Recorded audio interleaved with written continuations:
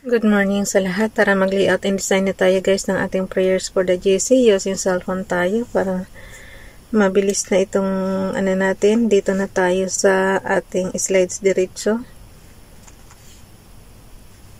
Nagmamadali lang guys. So, today is 22 March 2024. Kahapon, 21. Number 22 slides tayo. Hindi ko nabasa yung repost prayers kahapon guys. Kaya ngayon natin, magmamadali tayo. Basahin na natin tong repost prayers. Pero anahin muna natin yung bago natin. Ilagay muna natin. Then basahin muna natin. Image from photos. Ewan ko kahapon ba't di ko nabasa yung repost prayers. Ang bilis ng oras kaya nga ngayon siningit ko na kaagad to. Baka maabutan na naman ako. Kahapon kasi naabutan ako syempre hindi naman natin pwede ipagpalit yung trabaho natin. So plus, sinisingit ko lang ito guys. Sa madaling araw.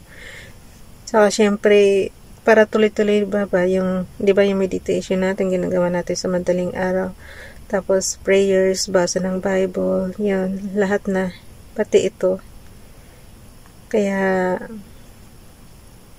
pagpasensyahan nyo na kung hindi gaanong detalyado yung pagtuturo natin dito sa cellphone.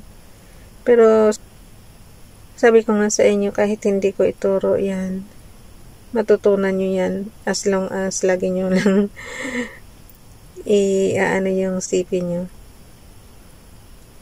Pag-aralan nyo, ganun. Tapos kung ano yung natutunan nyo doon sa computer ng mga software, i-apply nyo lang yung commands dito.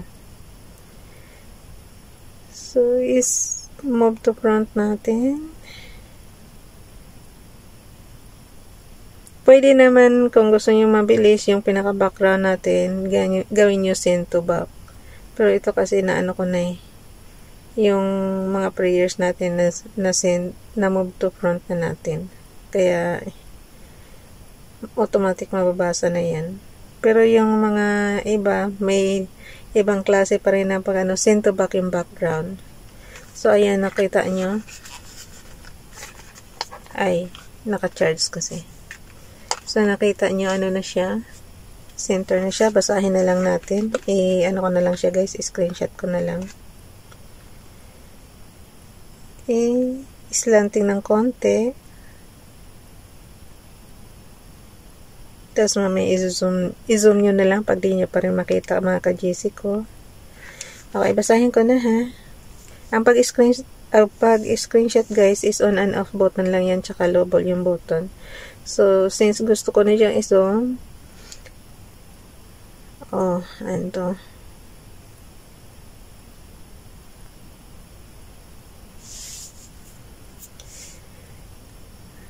Hindi ko maintindihan. Okay.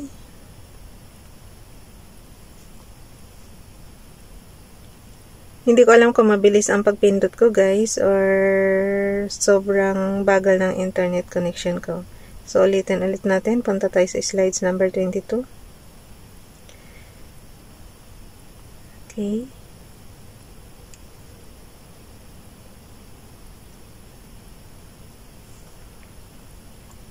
Tapos, i-zoom nyo lang. Dalawang fingers na sa tapos ng button kasi para mabasa natin masyado dahil maliliit yung font Basahin ko lang 22 March 2024 from Family GC. Yung mga gustong sumali sa Family GC guys, pakikontak yung aming founder Harry B. De La Cruz or yung mga admins ko, founder Muti, admins Roger Pakatang, Eileen Samarian, Aiki Akma, Sara Golinga, Nanay Elsa Samarika at Ralph Lion Pag-vlogs. Basta din pakisubscribe na rin sa kanilang mga YouTube channel. I-add nyo lang yung mga gusto nyong isali dyan sa GC and then confirm na yan ng mga admins. Kung sino makakita, yun ang magko-confirm. Tehillim Psalms 104 verse 1, Barachi Bliss. Ibig sabihin yan guys, yung open close parenthesis, yun yung yun yung interpretation niya. Okay, Barache bless. Makikita nyo naman ka GC ko may open close parenthesis yan mamaya. Barache bless. Hashem o my nifish. Hashem Elohe. Thou art Gadol. Meod. Thou art clothed with Hod, honor, and Heder, majesty. So, yung ibig sabihin niya ng Heder, majesty. Yung honor, yung Hod is honor. Barache, bless. Tapos, my nifish, I think, Hashem Elohe is Yahweh na, Diyos na Yahweh. Tapos, itong, basahin na nga lang natin sa ating Tagalog. Para sure. Okay, awit chapter 104, verse 1. Papurihan mo si Yahweh o aking kaluluwa, ikaw Yahweh na aking Diyos, kay dakila mong talaga, karangal at kamahalan, lubos na nadaramtan ka. So, yung nifish guys is kaluluwa. Hashem Elohe, Yahweh na aking Diyos. Okay. So, ayan. Ang dami yata ngayong Hebrews word na natutunan natin. Pero madali lang kasi guys, kasi meron ng open close parenthesis. Actually, yung English niya, yung mga word na Hebrews, mayroon na siyang open close parenthesis na English. When a man's ways please the Lord, he maketh even his enemies to be at peace with him. Proverbs chapter 16 verse 7. Paki-subscribe guys, Princess Dayan channel. Mababasa natin yung ating repose prayers. Basahin muna natin. Okay. Andali lang ha. Mas madaling i-zoom dito sa sa gallery. Na-screenshot ko na kasi siya. Ikakarap ko lang sandali guys. Sa sobrang liit ba ng font, ang hirap basahin. Pero last year kasi, yan? Oh no, ando. Last year kasi, bago kasi guys, dalawang lang siya. Ngayon kasi 3 na yan, Kaya medyo mahirap basahin. Pero mga ka-GC ko, lang, zoom lang para mabasa niyo. Bakit kaya ang hirap i-crop? Yan na nga lang natin. Ilagpas na nga lang natin. Inaano ko kasi. Hayaan mo na. Ganyan na lang. Tapos yung pinag-cropan, tanggalin. Delete na yan para malaki space natin. Okay, basahin natin si Ronilo Ligaspi Vlog. Iganyan nyo guys, para para mabasa nyo talaga. Ganyan kalaki. Pakita ko sa inyo. Ganyan dapat kalaki, para mabasa. Okay, but now the righteousness of God without the law is manifested, being witnessed by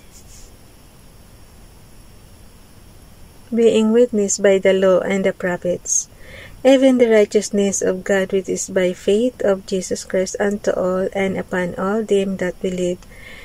For there is no difference. Romans chapter 3 verse 21 to 22. Kay Raplayan Pag-Vlogs. Ask and it shall be given. Ask and it shall be given you. Seek and ye shall find. Knock and it shall be opened unto you. Matthew chapter 7 verse 7. So, humiling lang guys at ibibigay yan sa inyo. Sabi ko sa inyo, dagdagan nyo lang tong prayers na to ng sarili nyong mga kahilingan. Prayers for stress. Dear God, things kay if we donaling guys. Prayers for stress. Dear God, things haven't been easy for me lately and I feel so overwhelmed, frustrated, and stressed out. The difficulties I'm facing weighs on my mind, my heart, and my shoulders, and because of that, I can't seem to get anything right or even sleep. at night, and that even makes me weary and stressed out even more. God, you said we should come to you with our heavy burdens, and you will give us rest. So God, I come to you, take my burdens and my prostrations, and grant me peace. Take away this stress that I feel and restore my soul. Everything around me is crumbling, God, but I hope in you. Help me to relax and surrender it all to you. Give me strength and clarity of mind, and teach me to take each day at a time. Thank you, Lord, for your everlasting love. Amen. The graceful chapter niya kinuha. Thank you, Nining. Alam niyo guys, huwag kayong patatalo sa stress. Yan ang sabi nga sa inyo, si Father God is yung problema nyo, mas malaki si Father God na may susolve dyan. Walang problem na hindi masosolve. Pag binigyan ka ng trials, lang yan, humps lang yan ng buhay. Slow down ka lang and then move on. Patuloy ka. Ganun lang yan kasimple guys. Kasi ang isang araw hindi naman always perfect, diba? Kaya nga dapat bago ka mag-umpisa sa buong araw, ganito ang gawin mo. Yung katulad ng ginagawa natin na nag-meditation muna, tapos hiling ka na magiging smooth ang buong araw mo. Ganun lang siya kasimple. Tapos kung may talagang hindi maiwasan, so that's it. Mo lang, consider mo lang as ganyan talaga ang buhay. And then move on ulit. Pero lagi niyong samahan talaga ng prayers yung buong araw mo para magiging smooth lang. Tsaka lagi ka lang healthy, lagi kang fit to work. Para lahat yung problema mo sa pera, may maasahan ka tuwing sweldo mo. So, ganun. Tapos, huwag kang gagastos ng sobra-sobra sa sweldo mo, guys. Kasi, gaano man kalit ang sweldo mo, kung kaya mong i-budget yan, hindi ka may stress. Pero, kahit gaano man kalaki ang income mo, kung hindi ka marunong mag-budget, wala stress din ang abutin mo. Kaya, kailangan talaga matuto kang mag-budget. Huwag kang gagastos ng sobra-sobra. Kung sabi nga, pag maiksi ang kumot, matutong mamuluktot. Ganyan lang kasimple. Tsaka, lang guys, huwag masyadong mangarap ng masyadong yumaman ng sobra-sobra. Kasi lagi nating tandaan, hindi yan madadala sa pag ikaw namatay. Ang dala mo lang is isang suot lang na damit and then ilalagay ka na sa kabaong. Ganyan lang kasimple. Kaya huwag ka maghangad ka ng yumaman pa ng yumaman. Nag-share mo na eh. Bye everyone. God bless.